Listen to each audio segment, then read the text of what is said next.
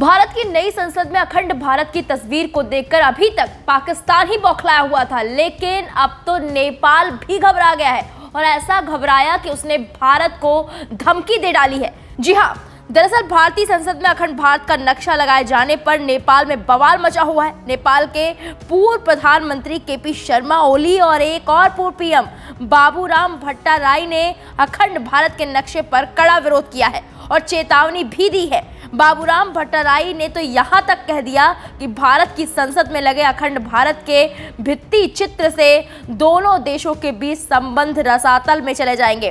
उन्होंने चेतावनी दी कि इस अखंड भारत के भित्ति चित्र से नेपाल समेत पड़ोसी देशों के साथ अनावश्यक और नुकसान पहुंचाने वाला विवाद पैदा होगा। बता दें कि चीन के इशारे पर नाचने वाले केपी ओली ने मांग की है कि नेपाल के प्रधानमंत्री प्रचंड लुम्बिनी और कपिल वस्तु को अखंड भारत के भित्ति चित्र में शामिल करने के खिलाफ निश्चित रूप से विरोध दर्ज कराएं। लुम्बिन भगवान बुद्ध की जन्मस्थली है। ये वही ओली हैं जो अक्सर भारत के खिलाफ जहरीले बयान देते रहते हैं। वहीं नेपाल समाजवादी पार्टी के चेयरमैन बाबूराम भट्टाराई ने एक ट्वीट करके ये भी कहा कि भारतीय नेताओं को इस भित्ति चित्र को लगाए जाने की मंशा और उसके प्रभाव के बारे में रियल टाइम की जानकारी देनी चाहिए। इस अखंड भारत के भित्ति चित्र में लुम्बिनी और कपिल वस्तु के अलावा पाकिस्तान के तक्षशिला को भी शामिल किया गया है। उन्होंने कहा कि भारतीय नेताओं को इस पूरे मामले में सफाई देनी चाहिए। अखंड भारत के इस भित्ति चित्र को भारत की नई संसद भवन की नई इमारत में लगाया गया है।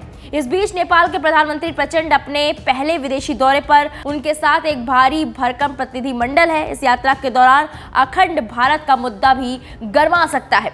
प्रचंड ने कहा कि उनकी इस भारत यात्रा से लंबे समय के लिए बिजली के व्यापार का रास्ता साफ होगा। उन्होंने आशा जताई कि सभी तरह की बाधाएं दूर हो जाएंगी और नेपाल अपनी ज्यादा बिजली को आसानी से बेच सकेगा। प्रचंड इस दौरे पर पीएम मोदी, विदेश मंत्री और अन्य नेताओं से मुलाकात करने वाले हैं। उनका ये दौरा 4 दिन का है। वामपंथी प्रचंड की मंदिर भी जाने की योजना है। उन्होंने ये भी कहा कि वो भारतीय नेतृत्व से काला पानी सीमा विवाद का मुद्दा उठाएंगे।